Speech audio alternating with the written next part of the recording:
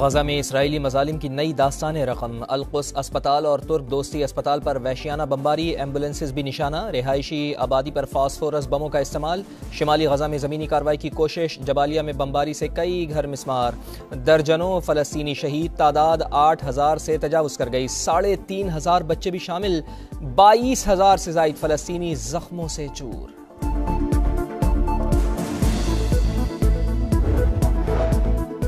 Israeli दरअंदाजी का करारा जवाब। अल-कस्साम ब्रिगेड के मुजाहिदीन इसराइली शहर इरज में घुस गए। सेहूनी अस्करी तंसीबात पर हमले। शिमाली इसराइल में टैंक तबाह। एक फौजी हलाक, 3 जख्मी। हिजबुल्लाह ने जनूबी लबनान की सरहद पर दुश्मन का ड्रोन मार गिराया। हमास का साइबर वॉर में भी बड़ा हमला।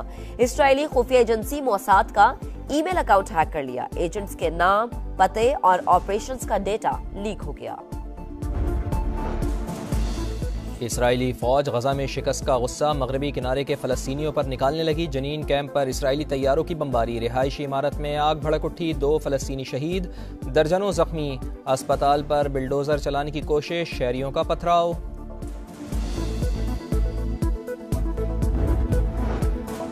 इसराइली फौज इतनी कमजोर है, पहले इल्म नहीं था। 7 अक्टूबर को पता होता तो सीधा तल अबीब पर हमला करते। सेहूनियों की कम हिम्मती पर हमास रहनुमा मूसा मोहम्मद अबू मरजूक भी हैरान। कहा, कुछ अरब लीडर हमास का खात्मा चाहते हैं। मगरबी किनारे के भाइयों और हिजबुल्लाह से उम्मीदें ज्यादा हैं। अमरीका और इसराइल जंगी गठजोड़ के बाद तुर्की और ईरान भी एक्टिव। तुर्क बहरी बेड़े की आबनाए बास्फोरस में नकलो हरकत। 100 से जायद जहाज़ों का गश्त। ईरान की भी जंगी मशक़ें। सऊदी वज़ीर ख़ारजा का ईरानी हम मनसब से रब्ता। गजा की सूरत हाल पर तबादला ख्याल। सलामती काउंसिल का अहम इजलास आज होगा। इसराइल को दिफा का हक हासिल है, लेकिन इंसानी कवानीन का भी एहतराम किया जाए। अमरीकी सदर का नेतन्याहू को फ़ौन। अमरीकी कौमी सलामती के मुशीर की यरगमालियों की रिहाई के लिए आर्जी जंगबंदी की तजवीज़। निहत्ते फ़लस्तीनियों पर मुसलसल बमबारी। दुनिया के सब्र का पैमाना लबरेज। दागिस्तान में सैकड़ों अफराद का एयरपोर्ट पर धावा। तल अबीब से आने वाली परवाज को घेरे में ले लिया। इसराइली शहरी तैयारे में छुपे रहे।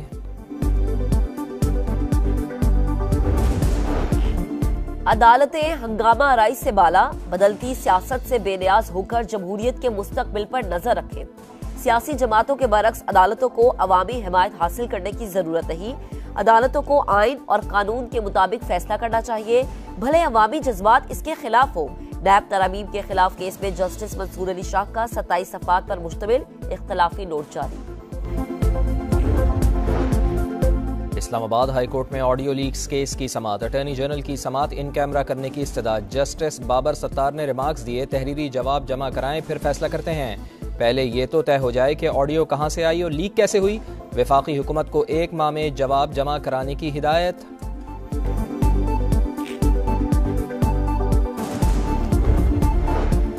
निगरां वफाकी काबीना का इजलास आज होगा। मुल्की मुआशी, सियासी और अमन आबाद की सूरत हाल का जायजा लिया जाएगा।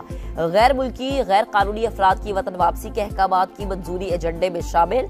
हज पॉलिसी 2024 भी मंजूरी के लिए पेश की जाएगी।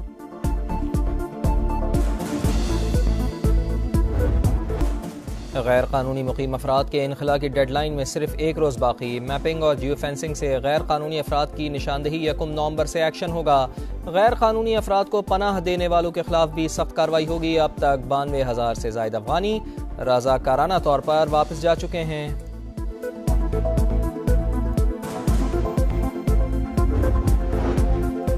स्टेट बैंक आइंदा 2 माह के लिए नई मॉनिटरी पॉलिसी का आज ऐलान करेगा। मुआशी माहिरीन को शरह सूद में कमी या बरकरार रखने की उम्मीद। इस वक्त शरह सूद 22% की सतह पर है। मौलाना तारिक जमील के छोटे बेटे ने खुदकुशी कर ली। आसिम जमील ने अपने सीने पर गोली मारी। बड़े बेटे यूसुफ जमील के मुताबिक आसिम बचपन से डिप्रेशन के मरज में मुब्तला थे। गुज़िश्ता 6 माह से बीमारी की शिद्दत में इजाफा हो गया था। गार्ड की बंदूक से खुदकुशी की। आसिम जमील की नमाज जनाजा आज तुलंबा में अदा की जाएगी। मुश्किल क्योंकि बस के लिए बहुत काफ़ी टाइम खड़ा होना पड़ता है। कंडक्टर ड्राइवर्स उनका माहौल सही नहीं होता। सोसाइटी में गर्ल्स के लिए सर्वाइव करना बहुत मुश्किल है। पब्लिक ट्रांसपोर्ट पे जाए कितनी किस किस चीज़ का सामना करना पड़ता है। As you all know, harassment and all of those things. मुल्क का सबसे बड़ा शहर कराची ट्रांसपोर्ट की जदीद सहूलियात को तरसने लगा। पब्लिक ट्रांसपोर्ट की कम तादाद और बदहाली, सफर बबाले जान। मैस ट्रांजिट सिस्टम का पहला मंसूबा ग्रीन लाइन अधूरा। पीपल्स बस सर्विस भी जरूरत का महज 1% हिस्सा पूरा कर सकी। आज़ाद खालिस्तान की तहरीक जोर पकड़ गई। कनाडा के सूबे ब्रिटिश कोलंबिया में रेफरेंडम 65,000 से ज़ायद सिखों ने हक़ राय दही इस्तेमाल किया। 2 मराहिल में होने वाली वोटिंग में अब तक 2 लाख से ज़ायद सिख हिस्सा ले चुके हैं। शुरका का मकतूल रहनुमा हरदीप सिंह के कातलों को भी कटहरे में लाने का मुतालबा।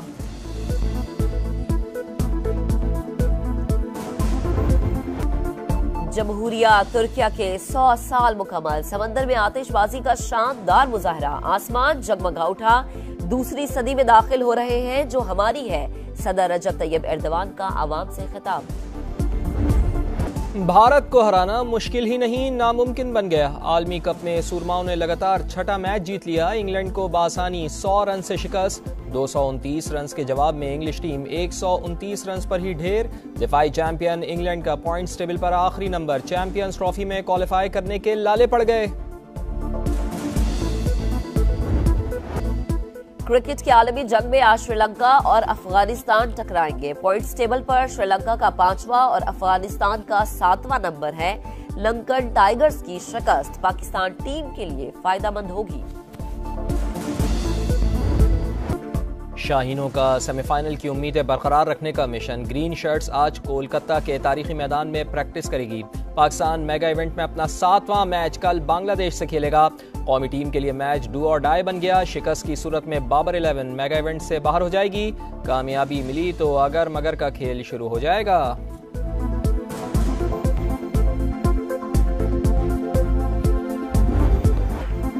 इटली के योंग सिनर ने वियना ओपन का टाइटल जीत लिया। फाइनल में जर्मनी के अलेक्जेंडर को सख्त मुकाबले के बाद शिकस्त का सामना।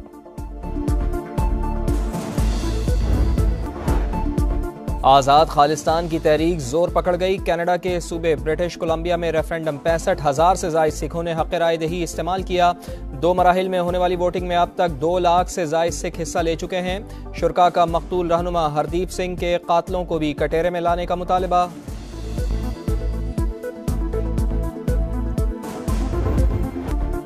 जमहूरिया तुर्किया के 100 साल मुकम्मल। समंदर में आतिशबाजी का शानदार मुजाहरा, आसमान जगमगा उठा। दूसरी सदी में दाखिल हो रहे हैं जो हमारी है। सदर रजब तैयब एर्दवान का आवाम से खिताब। भारत को हराना मुश्किल ही नहीं नामुमकिन बन गया। आलमी कप में सुरमाओं ने लगातार 6ठा मैच जीत लिया। इंग्लैंड को बासानी 100 रन से शिकस्त। 229 रन के जवाब में इंग्लिश टीम 129 रन पर ही ढेर। दिफाई चैंपियन इंग्लैंड का पॉइंट्स टेबल पर आखिरी नंबर। चैंपियंस ट्रॉफी में क्वालिफाई करने के लाले पड़ गए। क्रिकेट के आलमी जंग में आज श्रीलंका और अफगानिस्तान टकराएंगे। पॉइंट्स टेबल पर श्रीलंका का 5वां और अफगानिस्तान का 7वां नंबर है। लंकन टाइगर्स की शिकस्त पाकिस्तान टीम के लिए फायदेमंद होगी। शाहीनों का सेमीफाइनल की उम्मीदें बरकरार रखने का मिशन। ग्रीन शर्ट्स आज कोलकाता के तारीखी मैदान में प्रैक्टिस करेगी। पाकिस्तान मेगा इवेंट में अपना 7वां मैच कल बांग्लादेश से खेलेगा। कौमी टीम के लिए मैच डू और डाई बन गया। शिकस्त की सूरत में बाबर 11 मेगा इवेंट से बाहर हो जाएगी।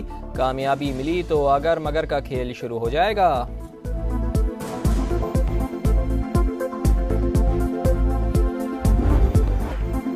इटली के योंग सिनर ने वियना ओपन का टाइटल जीत लिया। फाइनल में जर्मनी के अलेक्जेंडर को सख्त मुकाबले के बाद शिकस्त का सामना।